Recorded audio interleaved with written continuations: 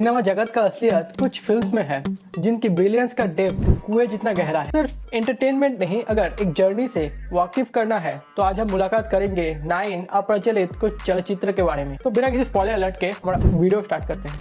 इस मूवी का नाम तो सबने सुना होगा, पर शायद असली में समझा बहुत ही कम लोगों ने। The godfather 1972। ये सिर्फ एक माफिया और अंडरवर्ल्ड की कहानी नहीं है, ये एक फैमिली सागा है जिसमें पावर और लॉयल्टी एक दूसरे से टकराते हैं। माइकल कॉर्लियन का सफर आपको दिखाता है कि कैसे एक इंसान सर्कमस्टेंसेस के प्रेशर में धीरे धीरे बदलता है और एक इनोसेंट बेटा एक कोल्ड ब्लडेड लीडर बन जाता है। हर फ्रेम ऐसा लगता है जैसे एक पेंटिंग हो। डायलॉग्स इतने इम्पैक्टफुल है कि आपके जहन में घुल जाते हैं। ये फिल्म समझाती है कि पावर सिर्फ स्ट्रेंथ से नहीं मिलती, पावर सैक्रिफाइस और मैनिपुलेशन के साथ आती है। जब मूवी खत्म होती है आप रियलाइज करते हो कि आपने एक लेगेसी विटनेस किया है। एक क्राइम थ्रिलर के रूप में शुरू होता है तलवार 2015, लेकिन जैसे जैसे सीन्स अनफोल्ड होते हैं ये एक मिरर बन जाता है हमारे जस्टिस सिस्टम का। ये रियल केस पर बेस्ड फिल्म आपको मल्टीपल पर्सपेक्टिव से सच दिखाती है, पुलिस का, पेरेंट्स का, इन्वेस्टिगेटर्स का। और सबसे खास बात, फिल्म आपको खुद डिसाइड करने से छोड़ देता है कि आपके हिसाब से ट्रूथ क्या है। जो चीज तलवार को मास्टरपीस बनाता है वो है इसका अनकंफर्टेबल ऑनेस्टी। फिल्म कहीं भी ड्रामा के लिए रियलिटी को सैक्रिफाइस नहीं करती। हर सीन्स आपको अनईजी फील करवाता है, जैसे आप खुद इन्वेस्टिगेशन का पार्ट हो। इस फिल्म के बाद आप समझते हो कि जस्टिस हमेशा ब्लैक एंड व्हाइट नहीं होता, कभी कभी वो सिर्फ एक ग्रे जोन होता है जिसमें क्लैरिटी मिलती ही नहीं। अब बताता है एक पुराने फिल्म की, द शशांक रिडेम्पशन 1994। एक इंसान जिसे लाइफ सेंटेंस मिलता है for a crime he says he did not commit. Jail में कैसे जीता है, कैसे सरवाइव करता है और क्या होप का भी छोड़ता है। पूरे फिल्म में स्लो बर्न स्टोरी टेलिंग है बिना किसी भी अननेसेसरी थ्रिल के। This is pure emotional pay off, no loud dialogues, no dramatic music, just trust building cinema. Tim Robbins and Morgan Freeman की दोस्ती, background score and narration, everything will hit you. Shawshank दिखाता है कि freedom सिर्फ jail के बाहर नहीं होता, कैद होना सिर्फ चार दीवारी के अंदर कोई नहीं कहते, कभी कभी वो सिर्फ हमारे दिमाग में ही होता है।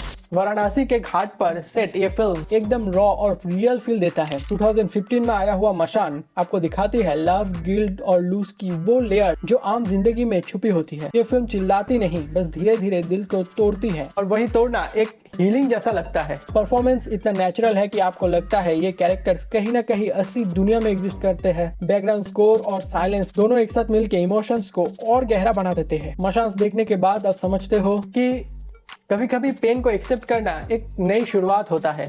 सोचो एक डॉग अपनी फैमिली की कहानी सुना रहा है। जी हाँ, ये है 2019 में आया हुआ the art of racing in the ring. पहले अजीब लगता है, कोई जापानीज फैंटेसी की तरह, लेकिन जैसे जैसे फिल्म आगे बढ़ती है आप रियलाइज करते हो कि एक इनोसेंट नजरिया से जिंदगी कितनी डीपली समझानी जा सकती है। ये फिल्म एक रोलर कोस्टर है, कभी दिल को तोड़ देता है, कभी एकदम वार्म स्माइल दे जाता है। स्टोरी के थ्रू आपको फील होता है कि लाइफ भी रेस ट्रैक की तरह है। कभी कभी वेदर परफेक्ट है, कभी कभी बारिश के बीच स्ट्रगल करना पड़ता है, लेकिन हर कंडीशन में रेस चलती ही रहती है। और वही फिलोसफी फिल्म आपके लिए ही छोड़ जाती है।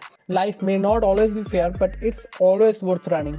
स्पेस के थ्योरी पे बनी ज्यादातर फिल्म एक ही चीज दिखाती है, स्टार्स तक पहुंचने का। लेकिन 1995 में आया हुआ अपोलो 13 एक ऐसी मिशन है जिसका सबसे बड़ा चैलेंज था वापस घर लौटना। आई नो कि द मार्शियन जैसे साउंड कर रहा है, लेकिन रुको थोड़ा सा। जब एक टेक्निकल फेलियर एस्ट्रोनॉट्स की जान खतरे में डाल देता है तब हर सेकेंड एक सर्वाइवल फाइट बन जाता है। फिल्म के अंदर का टेंशन इतना ज्यादा है कि आपको लगता है कि आप भी उस स्पेस क्राफ्ट में फंसे हुए हो। और सबसे पावरफुल चीज है टीम वर्क और करेज। कैसे इम्पॉसिबल को भी पॉसिबल बनाया जाता है। अपोलो 13 सिर्फ एक स्पेस मूवी नहीं, ये एक ट्रिब्यूट है ह्यूमन स्पिरिट का।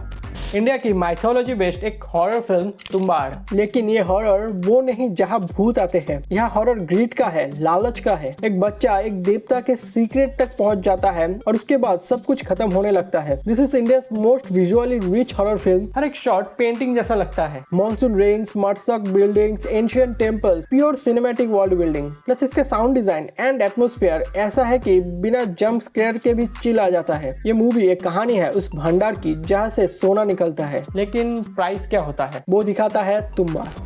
कलकत्ता नहीं, Kolkata. 1940 smoky streets, political tension और एक यंग डिटेक्टिव जो अपने शार्प माइंड से हर क्लू को एक पजल की तरह सॉल्व करता है। जी हाँ, मैं बात कर रहा हूँ 2015 में आया हुआ डिटेक्टिव ब्योमकेश बख्शी।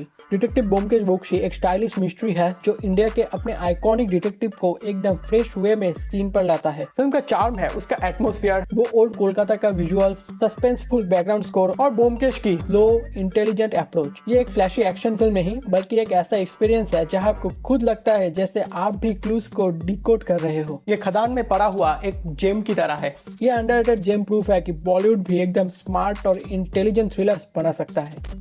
कभी कभी सबसे ब्रिलियंट माइंड्स दुनिया के सामने आते ही नहीं क्योंकि उन्हें खुद को समझने का मौका ही नहीं मिलता। 1997 में आया हुआ गुड विल हंटिंग एक ऐसी कहानी है एक यंग जेनिटर की जो आउटवर्डली बिल्कुल सिंपल लगता है पर अंदर से एक जीनियस मैथमेटिशियन है। ये फिल्म सिर्फ उसके टैलेंट के बारे में नहीं है बल्कि उस स्ट्रगल के बारे में है जो एक इंसान अपने अंदर के दर्द और अपनी जगह को समझने के लिए करता है। मैट डेमन और रॉबिन विलियम्स के बीच की केमिस्ट्री फिल्म का हार्ट बीट है। एक तरफ ये लॉस्ट यूथ जो दुनिया से भागा हुआ है और दूसरी तरफ से एक मेंटर जो उसके अपने स्केयर्स के साथ एक्सेप्ट करना सिखाता है। डायलॉग इतने रॉ और रियल है कि लगता है जैसे आपके सामने ही एक थेरेपी सेशन चल रहा है। इस फिल्म की असली मैजिक ये है कि आपको सोचने पर मजबूर करती है। लाइफ के सारे आंसर बुक्स या फिर गूगल पे नहीं मिलते। कभी कभी अपने दर्द और अपने रिलेशनशिप्स के समझना ही सबसे बड़ी नॉलेज होती है। ये सब मूवीज एक चीज कॉमन रखती है कि ये सिर्फ देखने की नहीं एक्सपीरियंस करने की चीज है। तो ये थे 9 कुछ अंडररेटेड फिल्म्स जो कि आपको ज़रूर देखना चाहिए एक बार। बाकी और भी बहुत ज़्यादा है, ये तो बस कुछ है जो मुझे याद है अभी। बाकी मार्वल पे भी और वीडियो आएगा, वेट कर लो थोड़ा सा, कुछ नया ट्राई कर रहा हो, देख लो तुम बस थोड़ा सा।